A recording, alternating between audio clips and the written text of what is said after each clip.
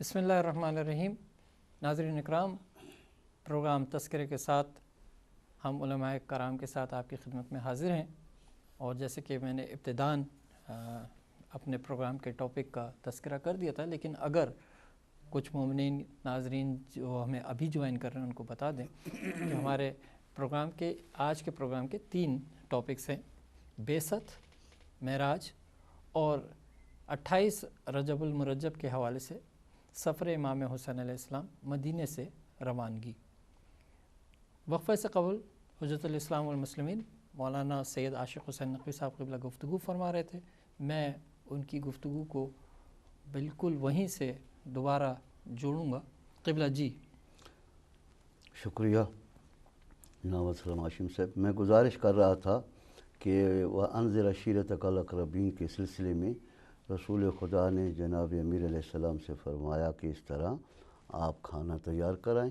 آپ نے پہلے روز کھانا تیار کرایا اور اقربین کو 40 یا 45 آدمی کو بلایا گیا، جن میں آپ کے سارے چچا اور وہ شامل تھے۔ حضرت نے وہاں پہ چاہا کہ کچھ بیان فرمائیں رحمۃ للعالمین، لیکن ابو جہل اور ابو لہب آڑے آئے، انہوں نے کوئی گفتگو نہ کرنے دی۔ دوسرے روز بھی ایسا ہی، پھر اسی طرح دعوت کی گئی۔ دوسرے روز بھی اسی طرح حضرت نے چاہا کہ کچھ بیان فرماؤں، لیکن لوگوں نے اسی طرح اس بات کو یعنی حضرت کو گفتگو نہ فرمانے دی۔ تیسرے روز پھر دعوت کی گئی، تو اس وقت جب انہوں نے کچھ اپنی وہی پہلے 2 دن کی حرکت کو دہرانا چاہا، تو اس وقت حضرت ابو طالب نے انہیں منع کیا اور کہا کہ جو کچھ میرا بھتیجا کہتا ہے اسے سنو۔ تو تب وہ خاموش ہوئے، اور وہاں جو میں آپ سے گزارش کر رہا تھا کہ جو اہم بات ہے، جو بہت سارے مفسرین نے اس کو چھوڑ دیا، اہل سنت کے بھی بہت سارے مفسرین نے، باقی سب کچھ لکھا جہاں تک یہ میں بیان کر رہا ہوں، یہاں تک لکھنے کے بعد جو بات تھی وہ اس کے بعد چھوڑ دی۔ جب تیسرے دن رسول خدا کو یہ بیان کرنے کا موقع ملا، تو حضرت نے یہ بیان فرمایا کہ میں ایک اللہ کی طرف سے پیغام لے کے آیا ہوں، اور اس پیغام میں یہ ہے کہ میں اپنے قریبیوں کو بھی یہ سنا رہا ہوں، اس پر ایمان بھی لے آؤ اور اس کے میرے ساتھ میری مدد کرو اور میری نصرت کرو، اور جو اس مشن میں میری مدد اور نصرت کرے گا وہ میرا بھائی ہوگا، میرا وصی ہوگا، میرا وزیر ہوگا، میرا خلیفہ ہوگا۔ یہ چیز ثناء اللہ پانی پتی لکھ رہے ہیں اپنی کتاب میں کہ جناب رسول خدا نے فرمایا کہ جو اس کا سلسلے میں میری مدد کرے گا وہ میرا اخی ہوگا۔ ان ھذا اخی و وصی و خلیفتی۔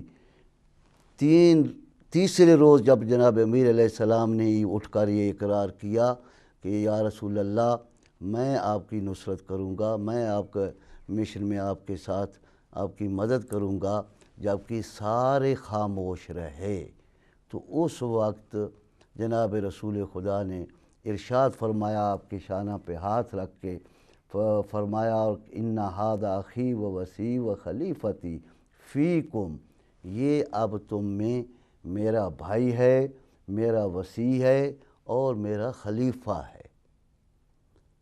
یعنی جس روز اعلان نبوت ہو رہا ہے، بعثت کے معنی اعلان نبوت، بن نہیں رہے نبی تو وہ ہیں پہلے سے ہی، نبی پیدا ہوئے، اللہ تبارک و تعالیٰ نے انہی کے لیے پوری کائنات بنائی، اور انہوں نے ہی یہ عظیم اللہ کا آخری پیغام اللہ کی طرف سے لے کر پہنچانا تھا، اور پہنچایا، اور اعلان کرتے وقت اپنی نبوت کا بھی کہ مجھے اللہ کی طرف سے کون سا مقام دیا گیا ہے، میں کیا ہوں اور میرا مشن کیا ہے، اس مشن میں جو میرا ساتھی ہوگا۔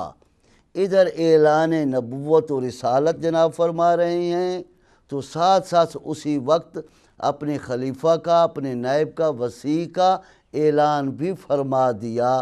یہ ثناء اللہ پانی پتی لکھ رہے ہیں، تو یہ کتنی عظمت کی بات ہے کہ اس وقت بھی علی ابن ابی طالب اگرچہ اس وقت 13 سال یا 10 سال کے تھے، لیکن اللہ کے رسول نے ان کی مدد کو، ان کی نصرت کو خوش آمدید کہا کہ یہی میرا بھائی ہے، یہی میرا وصی ہے، یہی میرا خلیفہ ہے۔ تو اللہ کے نظام میں، اللہ کے پروگرام میں روز اول سے یہ طے شدہ تھا کہ جس دن اعلان رسالت ہوگا، اعلان نبوت ہوگا، اسی دن نیابت و خلافت کا بھی اعلان ہو جائے گا۔ لہٰذا یہ بات کہ جو کچھ جھگڑے لکھے جاتے ہیں یہ سب فضول ہیں، یہ قرآن سے ہٹ کے ہیں، رسول سے ہٹ کر ہیں۔ میں اسی پہ تمام کرتا ہوں اپنی بات، اور اپنے بھائی کو دیتا ہوں مائک کہ وہ کچھ بیان فرما سکیں گے۔ بہت شکریہ ناظرین، پروگرام تذکرہ آپ دیکھ رہے ہیں، اور اسی کے ساتھ میں درخواست گزار ہوں حجت الاسلام والمسلمین مولانا عظمت عباس صاحب سے کہ وہ اپنی گفتگو ہمارے ناظرین کی خدمت میں پیش فرمائیں۔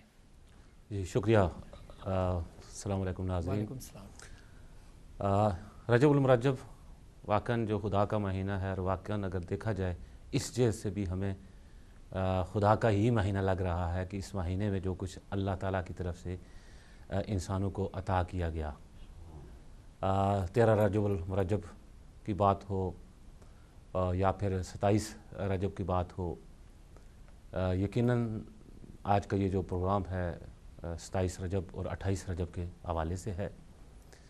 تو 27 رجب کے ساتھ دو مناسبتیں ہیں، ایک معراج النبی صلی اللہ علیہ وآلہ وسلم، اور دوسری آپ کی جو بعثت ہے، بعثت النبی صلی اللہ علیہ وآلہ وسلم۔ معراج النبی کے حوالے سے ایک ہم واضح کرتے چلیں کہ یہ ضروریات مذہب شیعہ میں سے ہے، اور مختلف حدیثوں کے مختلف مضمون میں یہ بات پائی جاتی ہے کہ ہمارے ائمہ بالخصوص امام جعفر صادق علیہ السلام کا ارشاد گرامی ہے کہ یعنی کہ جو معراج کا انکار کرے وہ شیعہ نہیں ہو سکتا، اور معراج بھی جسمانی معراج ہے۔ اشکال کرنے والے اشکال کریں، یقیناً ایک دفعہ جو اشکالات ہوتے ہیں، اعتراضات ہوتے ہیں، یہ پریشان ذہنوں کا مسئلہ ہوتا ہے، اور جن کے سرپرست ہوتے ہیں اور جو صحیح در کے ساتھ وابستہ ہوتے ہیں ان کے اذہان کبھی پریشان نہیں ہوا کرتے۔ ہمارے لیے اس حوالے سے کوئی مشکل نہیں ہے، ائمہ اطہار کی رہنمائی بھی ہمارے لیے موجود ہے، اور ہمیں کسی قسم کا کوئی شک و شبہ نہیں ہے کہ حضرت صلی اللہ علیہ وآلہ وسلم کو اللہ تعالیٰ نے جو ہے وہ جو معراج عطا فرمائی وہ معراج جسمانی تھی۔ اور اگر خدا نخواستہ اگر کسی کو کوئی اعتراض ہوتا ہے، کوئی کبھی سائنس کا فارمولہ اٹھاتا ہے یا کوئی کیا ہوتا ہے، یہ ساری چیزیں ہیں ہزار دلیلیں ایک طرف، اگر وہی معراج سے متعلق جو آیات قرآنی ہیں اس کا پہلا ایک صرف لفظ کے اوپر انسان غور کرے، البتہ ایمان کے ساتھ، اگر اس شرط کے ساتھ کہ اس کی توحید محکم ہے، اور توحید سے متعلق جو صفات لازمی ہونی چاہیے، صفات ثبوتیہ اور صفات سلبیہ، ان کے حوالے سے اس شخص کا ایمان محکم ہو، تو تمام مسائل اور سوالات کا جواب اس کے لیے حاضر ہے۔ سورہ اسراء، سورہ بنی اسرائیل کی ابتدائی آیات، بسم اللہ الرحمن الرحیم، سبحان الذی اسریٰ بعبدہ لیلا من المسجد الحرام الی المسجد الاقصی الذی بارکنا حولہ لنریہ من آیاتنا انہ السمیع البصیر۔ تو پہلا جو کلمہ ہے، لفظ ہے، میں نے کہا سبحان۔ کاش کہ یہ اعتراضات کرنے والے خود سبحان کے میننگ جان لیتے تو سارے مسائل ہی ان کے حل ہو جاتے۔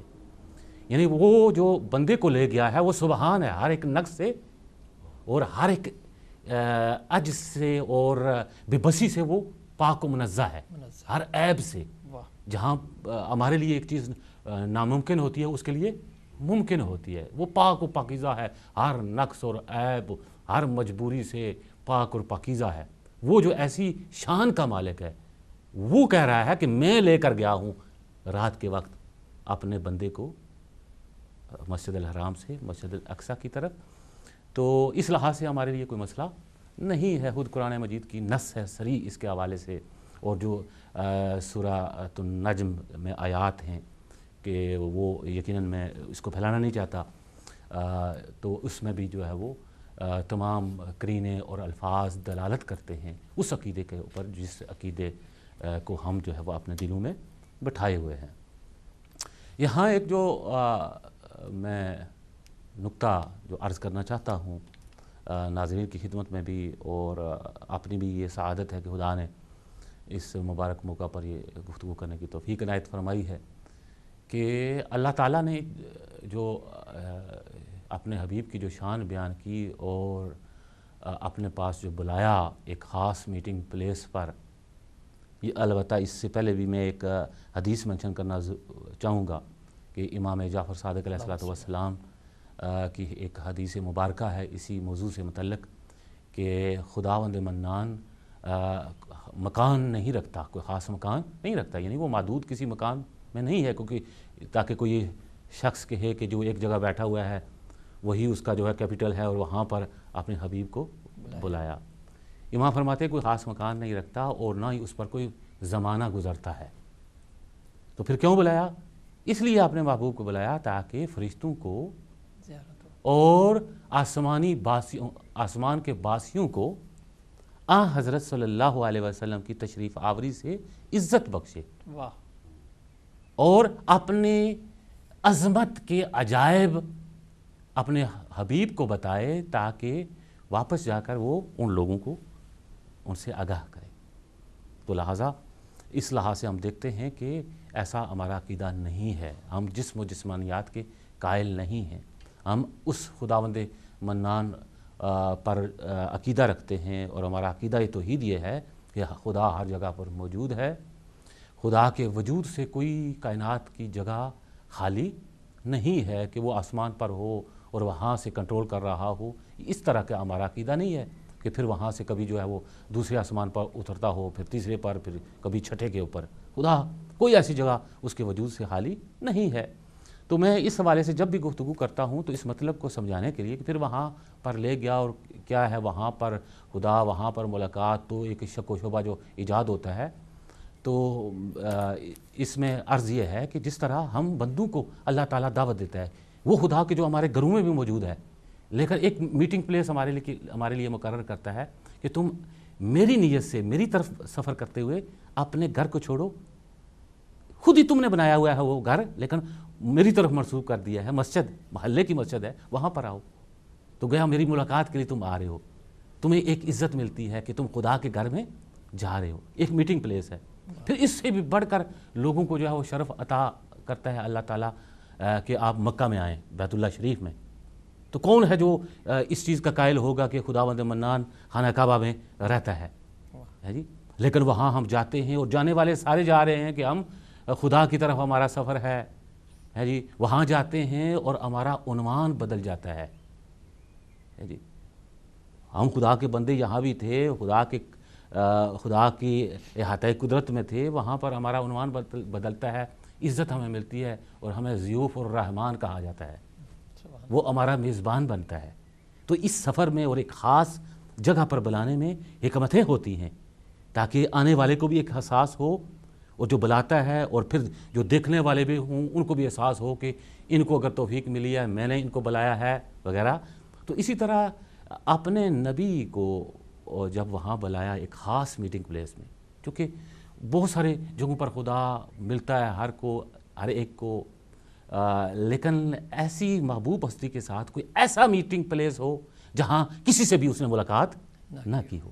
مانا کہ موسیٰ علیہ وعلی نبی صلاۃ وسلام کو کوہ طور پر بلایا، بڑی عزت حضرت موسیٰ علیہ السلام کو دی، اور کوہ طور میں بھی کہا کہ ایک علماء اس کی تفسیر بیان کرتے ہیں کہ کوہ کو، پہاڑ کو کیوں چنا گیا، گویا اس میں ایک سمبولک انداز میں لیا گیا کہ اس پہاڑ میں کیا ایک بلندی کا احساس ہے، تو موسیٰ کو یعنی کہ ایک سمبولک انداز میں بلند کیا، اور ایک بلندی پر اللہ نے جو ہے وہ کہا کہ آؤ میری عبادت کرو۔ وہاں پر اللہ تعالیٰ نے اپنے نبی کے ساتھ گفتگو بھی کی، تو ایک شان تھی جناب موسیٰ علیہ الصلوۃ والسلام کی۔ تو اب اگر حضرت محمد مصطفیٰ علیہ الصلوۃ والسلام کو اس ملاقات کے حوالے سے اگر کوئی امتیاز دے اور اگر کسی بلندی کا انتخاب کرے تو وہ پھر کیسی بلندی ہونا چاہیے؟ اس دنیا میں ساری بلندیاں ہیچ ہیں ہمارے نبی کے سامنے، کہ جس پر جا کر جو ہے وہ احساس ہو کہ ہاں اللہ نے محبوب کو بلندی پر بلایا ہے۔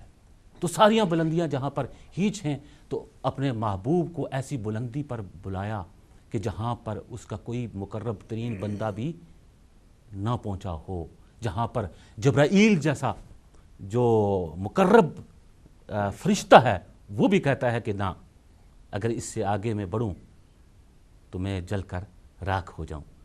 تو پھر اس سے آگے پہنچا کر بتایا کہ کبھی سوچنا بھی نہیں کہ محمد مصطفیٰ تم جیسے ہیں. سبحان اللہ سبحان اللہ. تو وہ معراج تھی.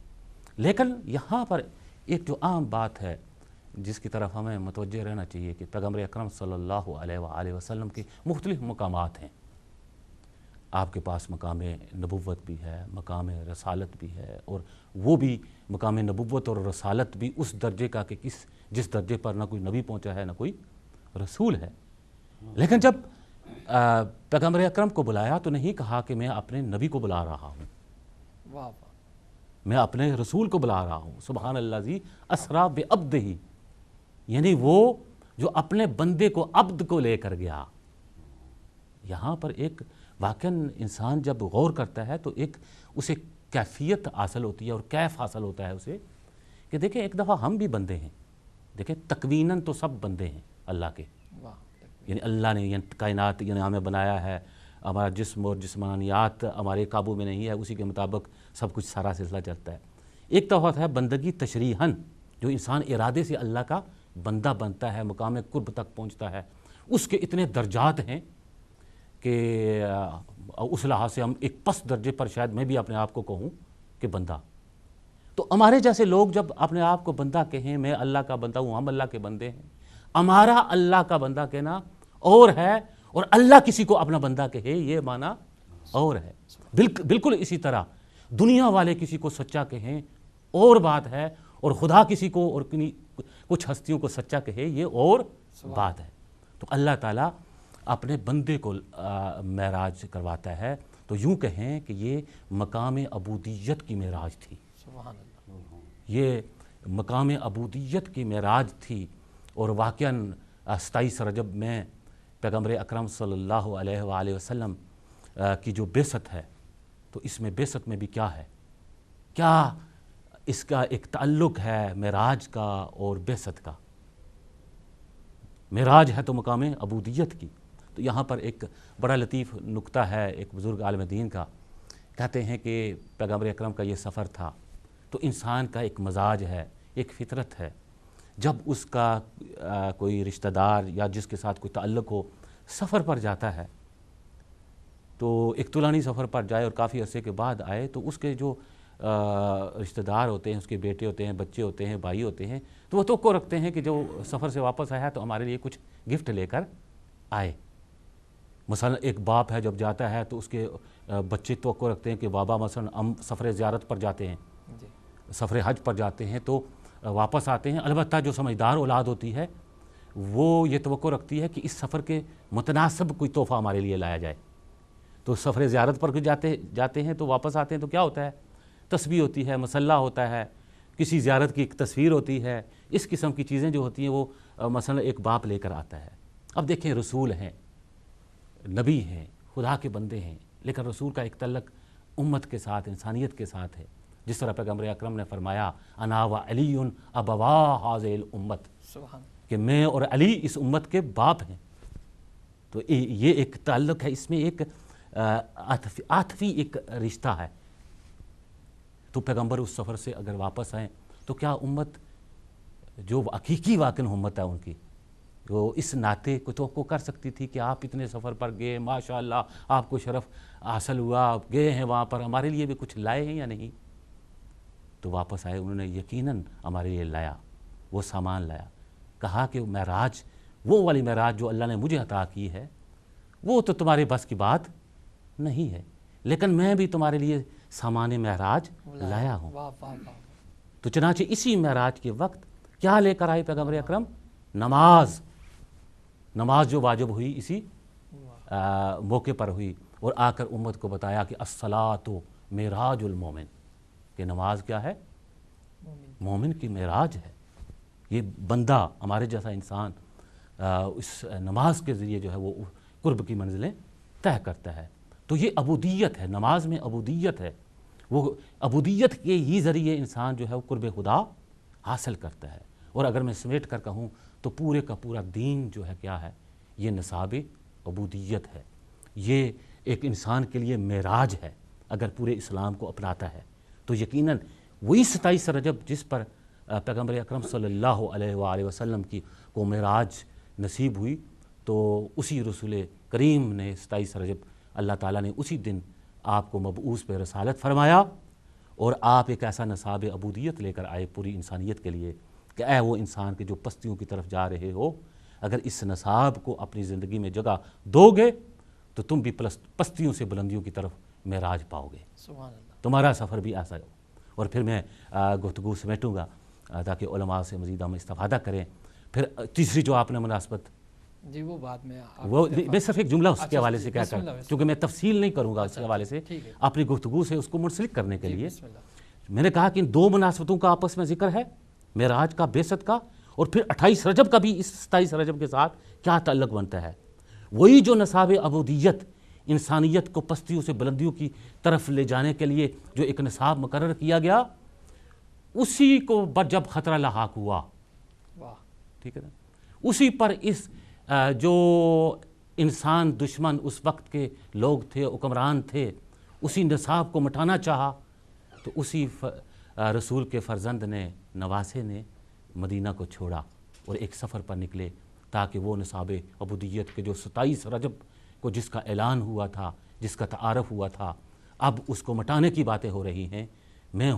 میں اپنا گھر بار چھوڑوں گا، مدینہ چھوڑ دیا، اپنے بال بچوں کو مدینے سے لے کر چلے اور قربان کر دیا، اور اسی نصاب عبودیت کو تا ابد ایسا محفوظ کر دیا کہ پھر رہتی دنیا تک کسی کو جرت نہ ہو سکے کہ اس نصاب کو کوئی خراب کر سکے۔ سبحان اللہ، سبحان اللہ۔ ناظرین، یہ تھے حجت الاسلام والمسلمین مولانا عظمت عباس صاحب قبلہ۔ معراج کی بات ہو رہی تھی، بعثت کی بات ہوئی، اور سفر امام حسین علیہ السلام کی، تو معراج کے حوالے سے چند مصرے میں نے پہلے بھی پیش کیے تھے جناب رضا اعظمی کے، کیونکہ وقفے میں تھوڑا سا وقت رہ گیا تو میں ان مصروں کو پیش کروں تاکہ جو اس کے بعد گفتگو ہو وہ ایک تسلسل سے ہو جائے۔ تو جناب رضا اعظمی صاحب کہتے ہیں کہ لہجہ حیدر میں کی تھی خالق اکبر نے بات، یعنی قدرت کو بھی آواز علی اچھی لگی، دیکھتے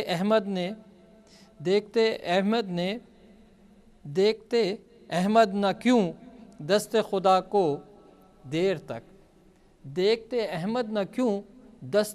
کو دیر تک، مرتضیٰ کے ہاتھ کی انگشتری اچھی لگی، ہم کو خالق کچھ ذرا سا رائٹنگ میں پرابلم ہے تو انشاءاللہ بعد میں پیش کرتا ہوں۔ وقفے کا وقت ہوا ہے، وقفے کے بعد آپ سے پھر علماء کرام کے ساتھ حاضر ہوتے ہیں، اس وقت تک کے لیے اجازت دیجیے، خدا حافظ۔